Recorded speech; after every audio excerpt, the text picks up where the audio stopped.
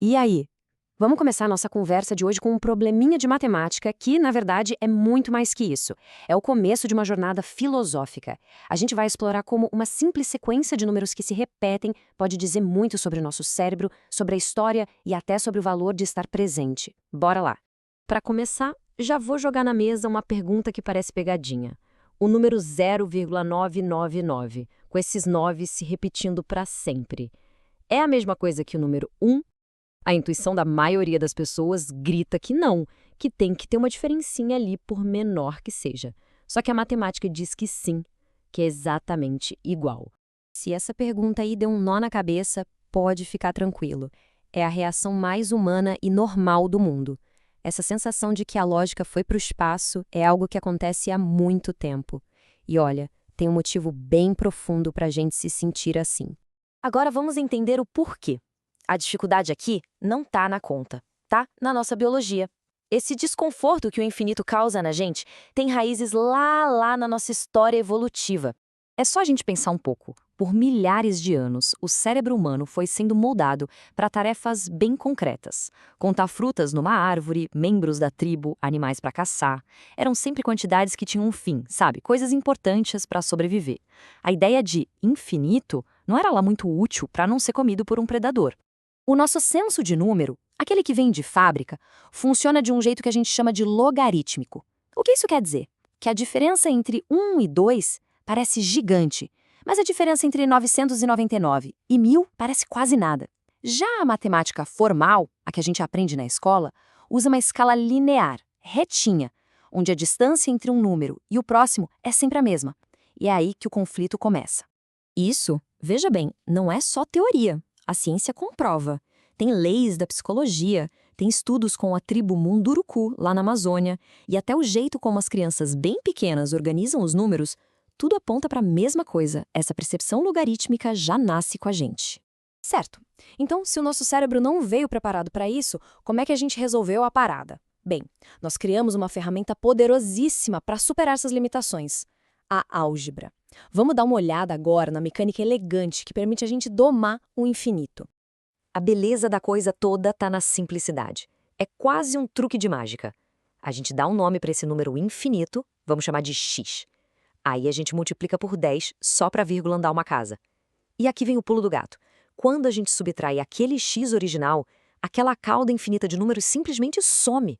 Uma parte anula a outra e o que sobra é uma equação super simples. 9x igual a 1. Aí vem aquela vozinha do nosso cérebro primata de novo. Tá, mas isso aí serve para coisas maiores, para números mais grandiosos? E a resposta é sim. A regra funciona perfeitamente. Se a parte que repete tem 2 dígitos, a gente multiplica por 100. A lógica é exatamente a mesma. A cauda infinita vai embora e o que parecia um bicho de 7 cabeças vira uma fração simples. Então, qual é o segredo do número 9? Não tem mágica nenhuma. No nosso sistema, que é de base 10, o 9 é o último dígito antes da gente virar a chave para a casa decimal seguinte. Ele funciona como uma espécie de porteiro, a peça que permite a gente pegar esse infinito e colocar ele dentro de uma forma finita, que a gente entende. Agora, com essa mecânica toda na mão, vamos voltar para aquela pergunta lá do começo, aquela que parecia desafiar a lógica. Agora a gente tem as ferramentas para responder de uma vez por todas. E é aqui que a álgebra mostra todo o seu poder. A gente aplica o mesmíssimo método, define o x, multiplica, subtrai e olha só o que acontece. A cauda infinita de 9 se cancela e o que sobra é a equação mais simples possível, 9x igual a 9. O resultado não tem para onde fugir, a prova não deixa dúvida, o x é igual a 1. O que isso significa no fim das contas? Que 0,999 e 1 não são dois números diferentes que estão super perto um do outro. Eles são, de fato, o mesmo número. É a mesma identidade matemática, só que usando uma roupa diferente. É uma questão da gramática da matemática, sabe? Duas formas de escrever a mesma coisa, o mesmo pontinho na reta dos números.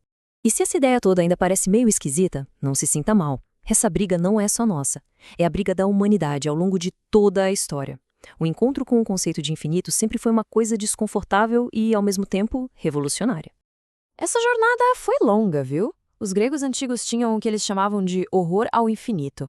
Os paradoxos de Zenão mostravam como a lógica podia quebrar completamente. Por mais de 2.000 anos, a ideia de Aristóteles de que o infinito real não existia foi a que dominou. Foi só lá no século XIX que um cara chamado George Cantor finalmente deu pra gente as ferramentas para tratar o infinito como um objeto matemático de verdade. Mas toda essa viagem intelectual leva a gente para uma questão ainda maior. Porque entender o infinito nos números não é o fim da história. Na verdade, é um passo para a gente entender o que significa evoluir de verdade como ser humano. E a análise nos mostra um contraste fundamental. De um lado, tem o aprendizado para o papel, aquela corrida por certificados, por um currículo melhor, pela burocracia. Do outro, tem a evolução de verdade, a busca por entender ideias profundas, como essa ideia do infinito que a gente acabou de encontrar dentro de um número tão pequeno. E essa frase aqui, olha, ela resume tudo. A verdadeira evolução não é colecionar diplomas, mas sim reconhecer a imensidão que existe em cada momento. Assim como o 0,999 vai se aproximando, até que ele se torna o número 1, a nossa atenção total no agora é o jeito de experimentar o infinito que está contido no instante presente. No final das contas, o objetivo desta nossa conversa vai muito além de uma simples prova de matemática. Tem a ver com liberdade intelectual. É a diferença entre só seguir a regra porque mandaram e entender de verdade a mecânica, o porquê por trás das ideias. Então, para a gente fechar, fica essa reflexão.